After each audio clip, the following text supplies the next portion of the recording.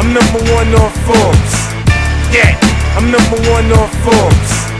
Yeah, I'm number one on Forbes.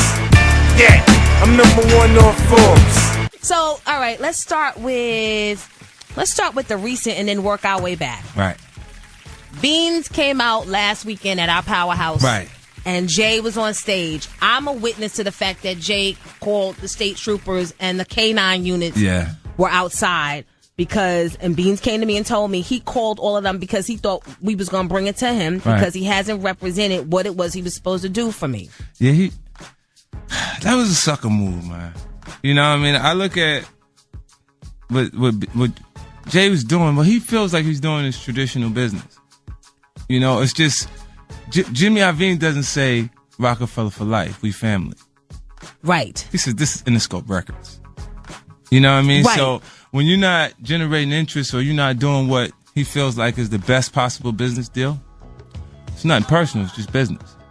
You see what I'm saying? Like, and when Jay decides to put Beans in the space, like, they got loyalty. They got the things that we come off the curve with. Right. You can't flip it. You can't go from you can't tell them that we family, like we peoples. I got you. And then when you get to a certain level in your career, then you want to separate. Everybody don't understand that. Yeah, it's just making a corporate transition. You see, he has he's Mr. Knowles. He got that pass. Mm-hmm. You see what I'm saying? Pretty much, it's like now you know that there's.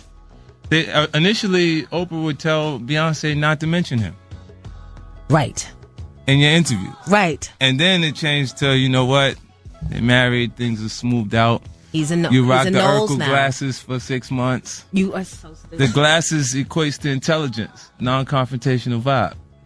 It makes you safe. No, it's true. We laugh, but it's true. You know? Do you believe do you believe he's down with some sort of secret society? Well, I believe he's in now, like with a different crowd. So he can't even write the same music that would impact. He can't write Crime Wave. He got to make an excuse to write the aggressive content that we know him for. Like, so when he does American Gangster, he got to say it's because I saw the film and I was motivated and I wrote it in 3 days. Right. Instead of saying, this is how I'm thinking. Have you ever been approached by the secret society that when a rapper, and I'm talking about when musicians, black artists reach a certain level, this secret society still wants to infiltrate and control the minds of our youth? And so they incorporate you into the secret society, and so secretly you put out messages, but you don't go against their grain. But it's like you're dressed like us, but you speak for them. But if you see, like, I haven't been approached by anybody like that. I know that there's a point where they have like different expectations of you. Mm-hmm. Like Jay, when they do My President is Black, they go, he knows better than that, but they don't say nothing about Jeezy. You see what I'm saying? Being on the same song. Because they look at him like he doesn't know better than that. Okay. You know, and it's a point where some artists start to want to be something different. And there's nothing wrong with being something different. When you get older, you know, you start to be a little more mature. Certain things start making sense to you, certain things don't. And it's obvious he's at a point where nothing really matters to him outside of his, relationships, his family. And maybe, that works for him. But when he makes comments like nobody's scared of 50 Cent in regards to Kanye and... That was, you know what that was?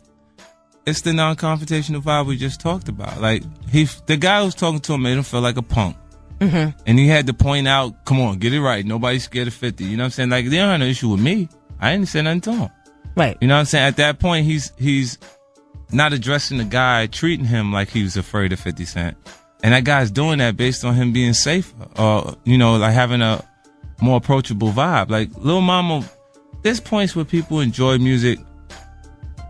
2003 through 2005, you couldn't find anybody that said that they would generate more interest than 50 Cent in hip-hop. And wasn't anyone walking on the stage. Mm-hmm.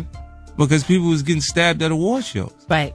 It was different things that was happening that made them feel like, wait, he might not be in the mood for me right now. Mm-hmm, mm-hmm. So I'd watch artists look and not be sure that they can come say what's up. Like, they'll say what's up to Tony in the Banks and say, tell son I said what's up. Right. You know what I'm saying? Because they don't right. know, like, how I was, because they see me addressing other artists and competing. They're afraid.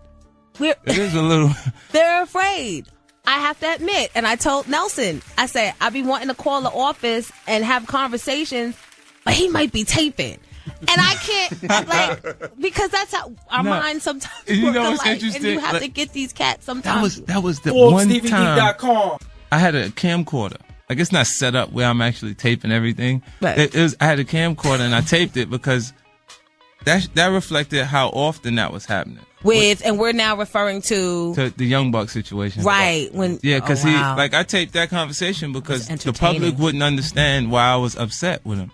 They would feel like, oh, 50's just mad again because they see me attack so often. right. They feel like I was just he's choosing this. He's attacking his own people. He's going crazy. Right. And You so know, 50 had the audio of Young Buck Yeah. actually, crying on the tape. crying on the tape. And so we got to see. Yeah, but he do these things. He says things publicly, and then come back and cry and apologize. Like, and at the time that we going through that, I'm $250,000 into his personal. Like, I paid his taxes twice.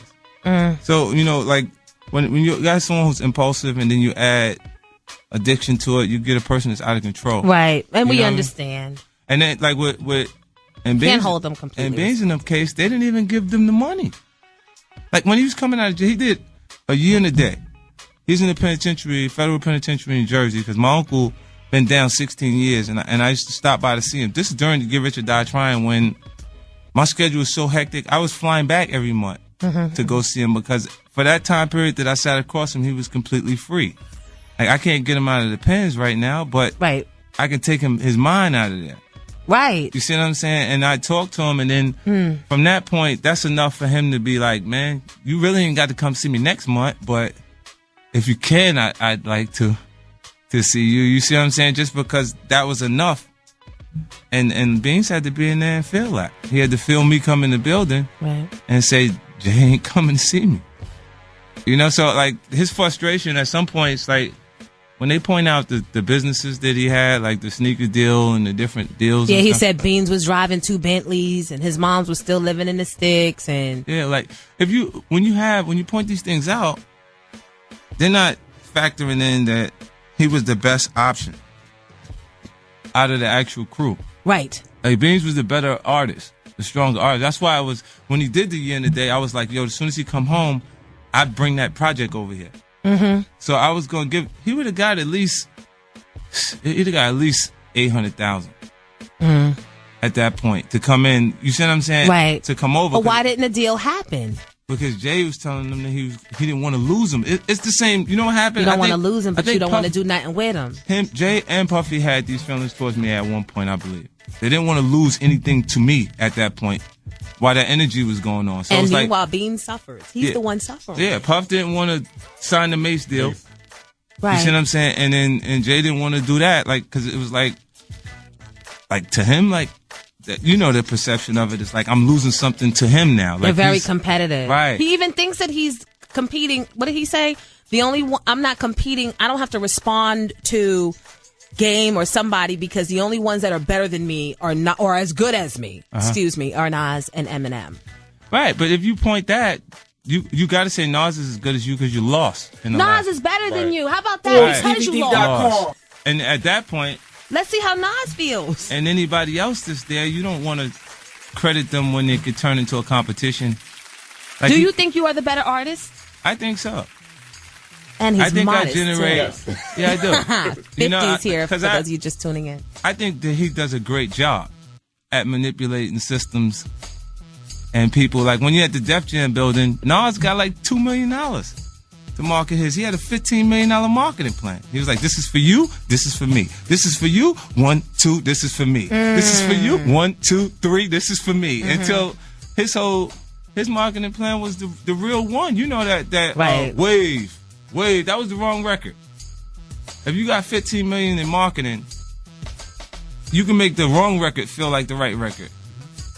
Money changes everything. Yeah. We all know that. That creates perception. When you've got money, you've got the ability to change anybody's perception. 50's here with us, and we're going to continue to talk with him, guys. SEPTA's on strike. If you're just joining us, if you're just waking up, so if you depend on public transportation, you asked out. It's Jonesy in the morning on Power 99.